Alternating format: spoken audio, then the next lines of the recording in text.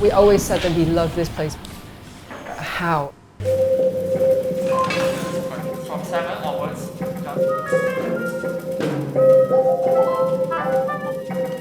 Maybe now we are not really interested in traditional music.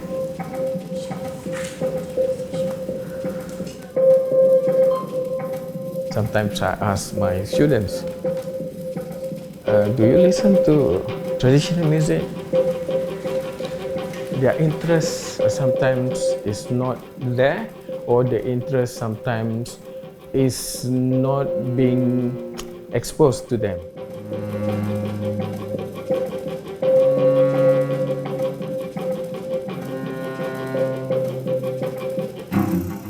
So moving forward, this is very important, to have this Jalur Kita and Cerita Kita. This title itself, colors and our stories. So it's a lot of discovery and getting to know our own self a little bit better.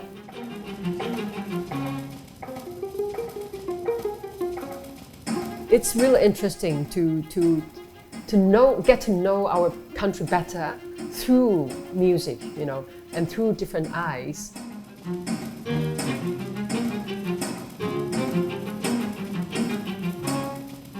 And that's the magical part of music. It's not that we copy and then we paste. It will stay in our brain and for the many years to come.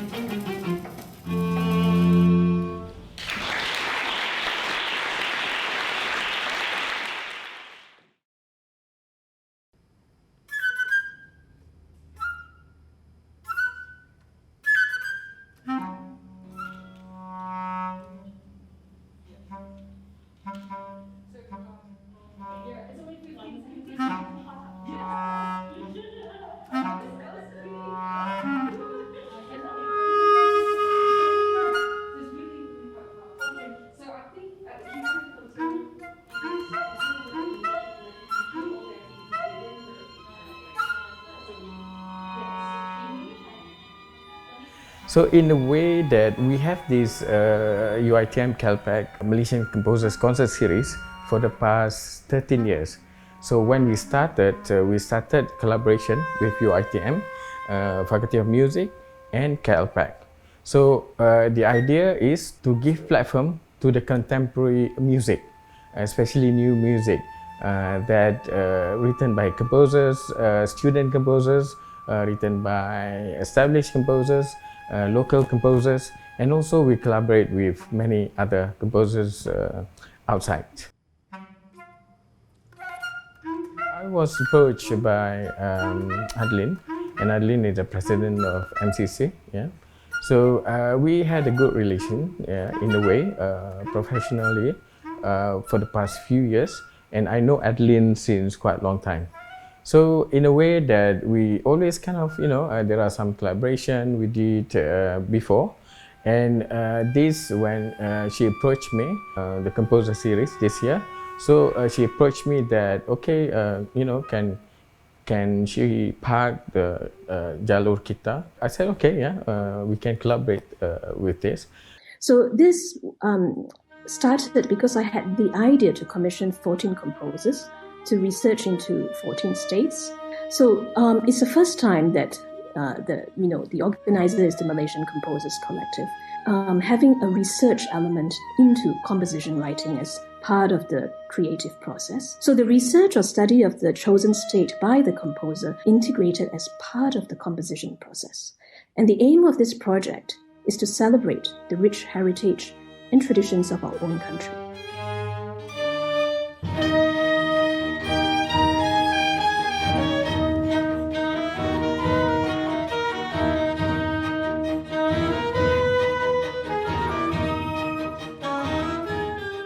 Ya, Yeah, I spoke about how the definition of research with Adeline, and Adeline said go all the way out, in terms of share my expertise in research. When we create something, we are usually inspired. Is usually what the term is, inspired. So I speak to the composers, the young composers, and they are all mature composers. Actually, we call them young, but they are maturely young, youngly matured.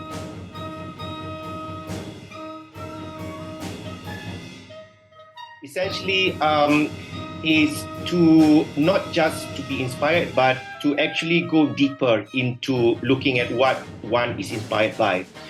For instance, if for example, to go to Kelantan, if one is composing based on a theme of the state of Kelantan, it's not just enough to read about it, but also to immerse oneself into the culture, into it as deep as one can, really understand it more than just on a surface level. There are academic techniques whereby you can incorporate all the technical research into the music. So it's more than just being inspired. It is actually there's a mechanics of going about translating culture of the particular state into sounds.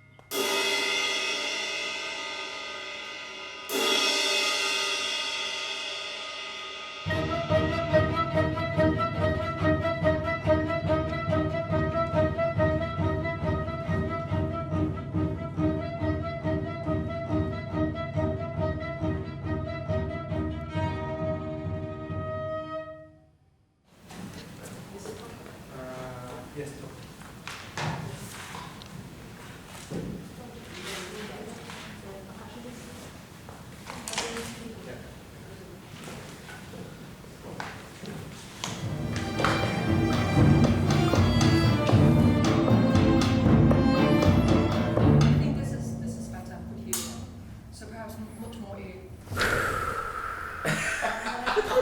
I'm sorry, it's so stressful.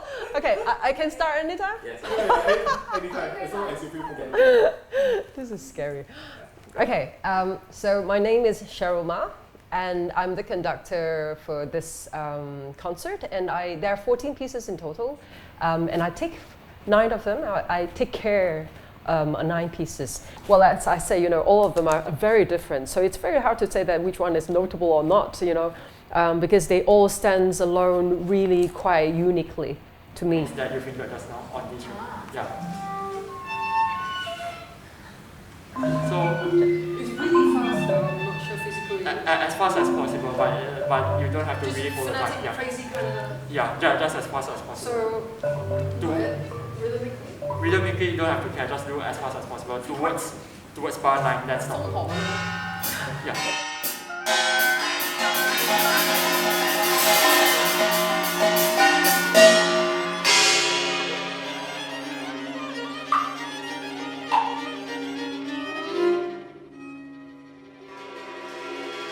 And this particular piece is a rediscovery of Penang's Teochew puppet opera.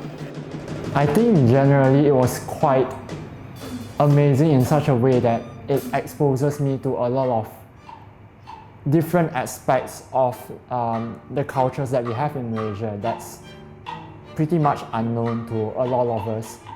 And then I think that when we had like this field research that we had to do when we composed for our pieces, I think it actually made us more aware of what's the most precious elements of the culture that we have in Malaysia, and it made me cherish it a lot more.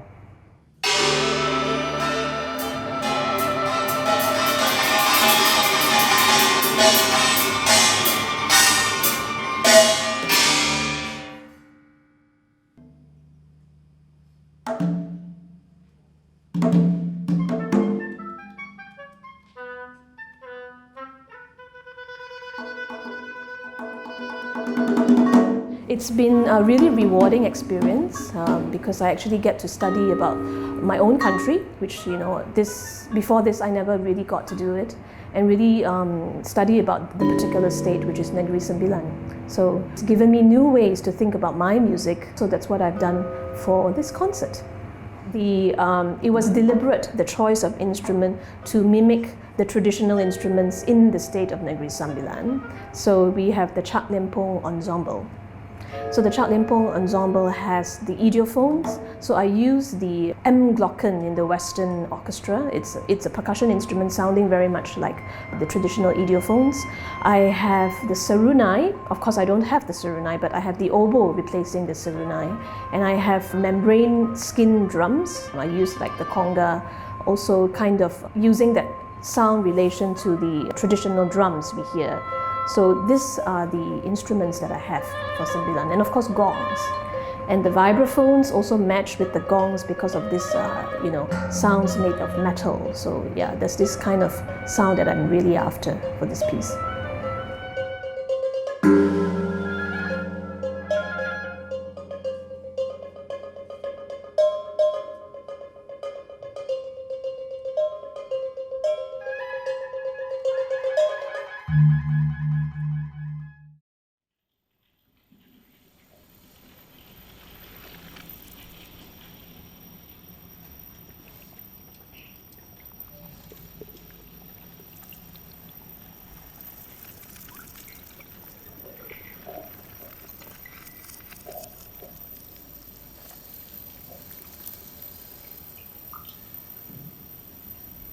They assigned me for State of Perak. My area is on more on soundscape, so I visit Perak. So I went to Gua Tempurung and I do sound walk, they call it. So I bring my microphone, my portable recorder, and I just go around through the cave tunnel and I just record the sound. And I spent quite long inside the cave. It's like 3 to 4 hours, and then I go back to my studio and I process the sound. And yeah, I mean it's a new experience. I mean I never been to Gua Tempurung before and do this kind of thing, and it's very interesting because when you hear with a microphone you can hear all the small tiny sounds, very details. It's like using lens, so it's very interesting. And I think everyone should try. Exploring sounds and experimental on instrument themselves, how much the instruments can produce different sound. So a lot of extended techniques is not just about pitch, but even the wood of the violins, and so it's just exploring sounds that can be created by using just the instrument itself. So that is really interesting.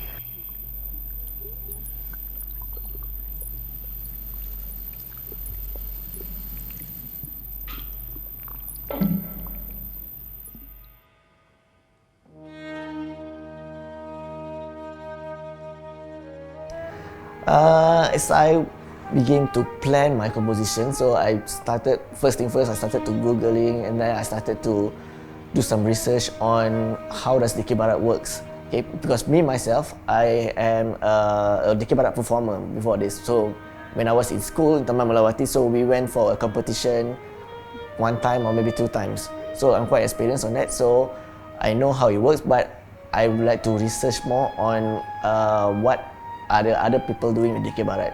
The next one I have this Dikir Melawati written by Azlan. This is really fun because they are choreography. So the musicians are actually off stage and then they're gonna walk out with a really fast tempo, and then at the same time they play as well, and then walk to their spot, and then they sit. No, they turn first, they sit, and then they play.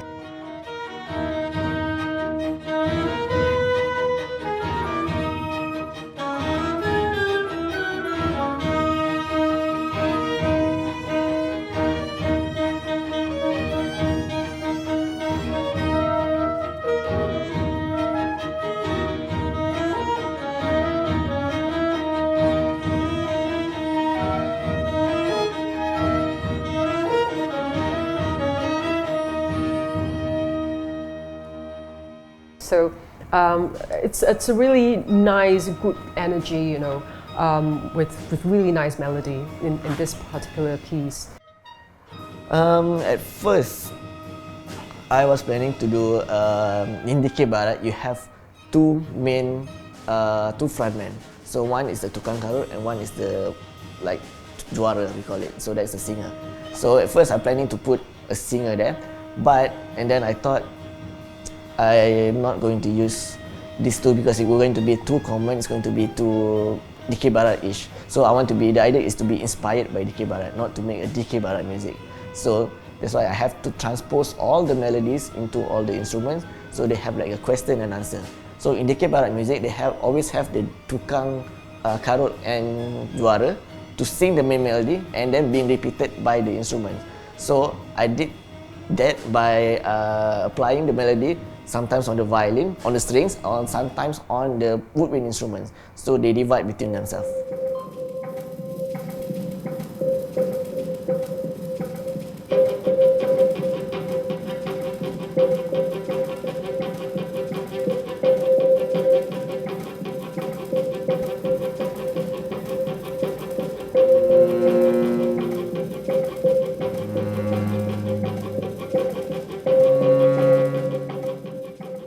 So this piece, it comes with a video as well.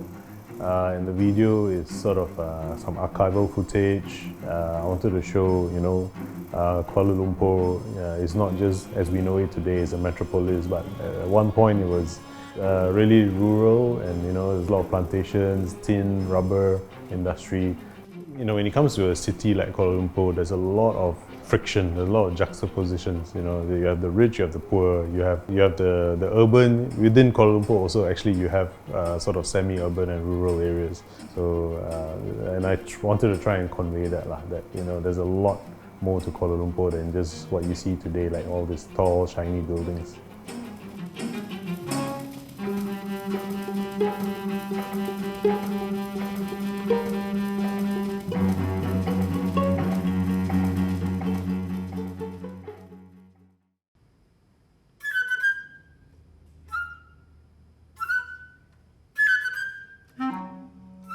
This is the first time I try to transcribe sounds of nature, grouping birds into categories, sorting out the tonal center of different birds family, discovering interesting rhythmic patterns of birds' calls, and choosing the right tones, right tunes to put into the music. I hope that my project of discovering this 130 million years old rainforest can bring more awareness to keep protecting this amazing nature on Earth.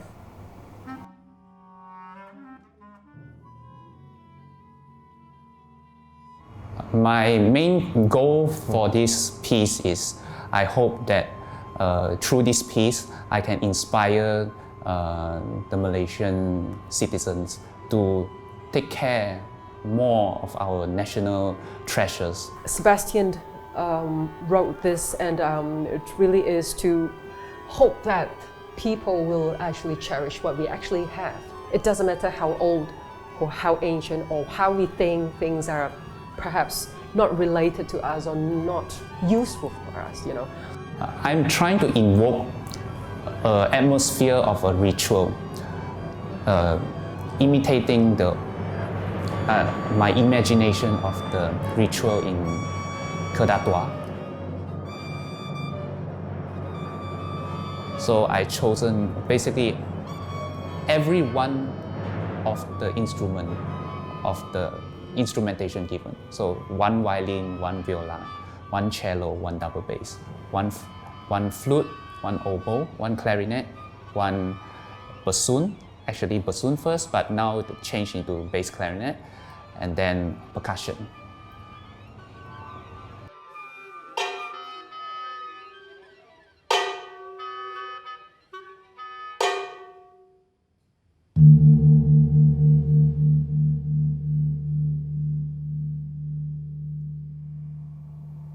Okay, I chose idioms from two different ethnicities. One probably is the biggest ethnic group in Sarawak, the Iban people. So from that ethnic group, I chose Berdenjang, which is a form of singing that is presented in all these longhouses in Sarawak during their festivities. And also Tabuh Iban, which is a type of percussive music where they play on engkrumong. It has certain kinds of rhythmic pattern that is synonym to the Ibanese music.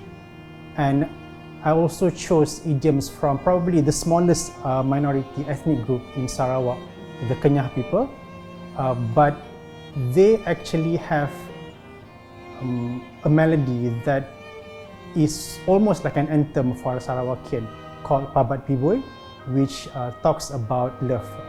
Well, basically Pabat Piboy does not have a direct translation, but it talks about love between your family members in the community and also love towards nature.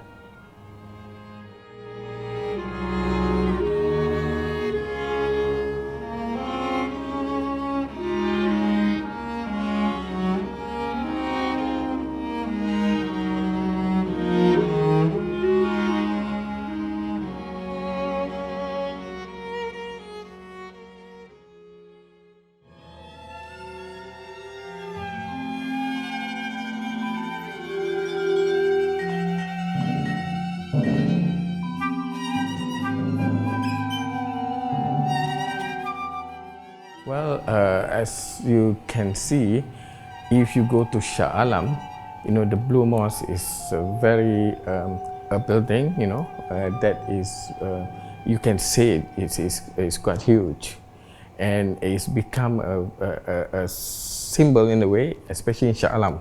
So you can see this Blue Mosque from a lot of places, especially when you are at a high up position, you can see the Blue Mosque from a distance, So in a way, Blue Mosque kind of a structure that is very prominent in this, especially in Shah Alam. Yeah.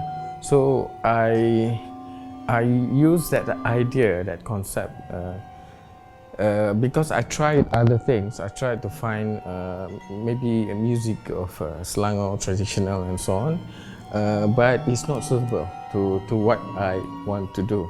So the topography and the structure is something that I like to use in my composition. So having that minaret and the point in the middle, that kind of it's kind of clicked to me that I can compose using this idea.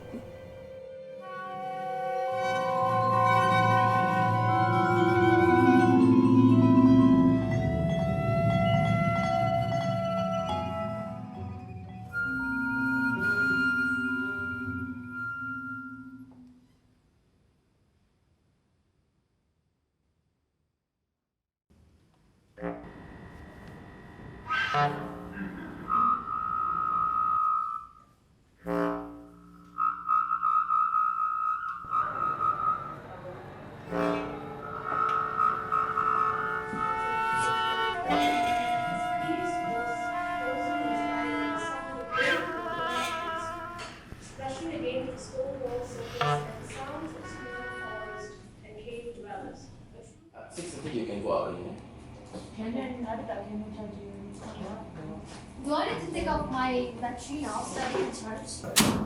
I see it. This is one. Yeah. Where's my micro USB? Check. Check. Okay. Alright. Contribution, I go to Akin, right? No, you go to Akin. Okay, so. Akin's upstairs? Upstairs. Oh, yeah, upstairs. Okay, then you go to Akin. Okay. Okay? Okay, so. Yes. So today we officially do three interviews. Okay. Alright, everyone.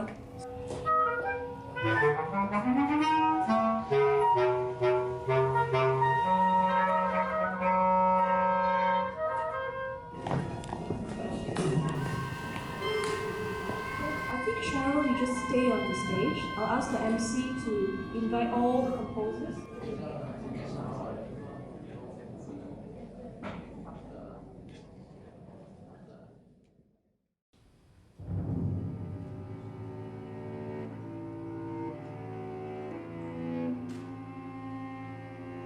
I just like this the most. Like from all the stories, from all these legends and myths, I think the dance is interesting because it represents the seven sea princesses, right?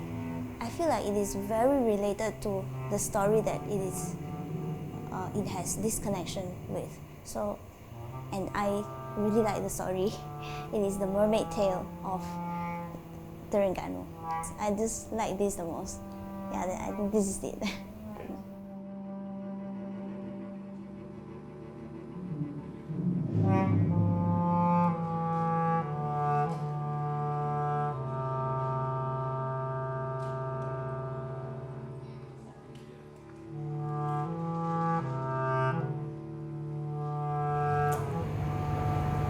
I hope you will be able to feel the very energetic and somewhat familiar elements in the music, and I hope you'll be able to relate into it in such a way that reminds you of your own culture.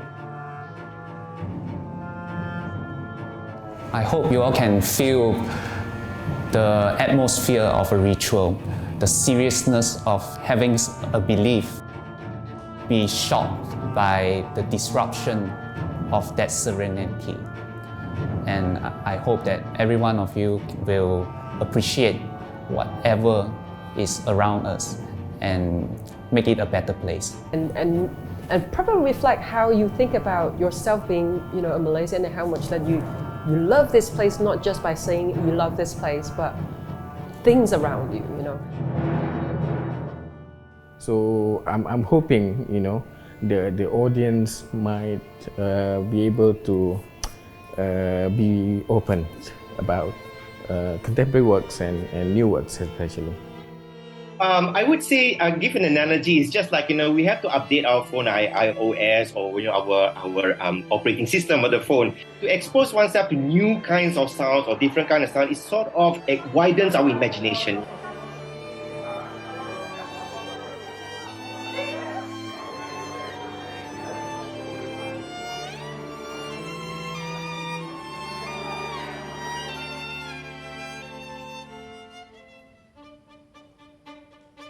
Enjoy the concert as if you're going on a tour in Malaysia, but instead of just sights, you are actually going on a musical tour, and just have an open mind and really just embrace the new sounds that all 14 composers have given so much thought into writing this very specific project on our own country. So it's really a celebration of Malaysia, really. It's a video. And then, yeah, enjoy.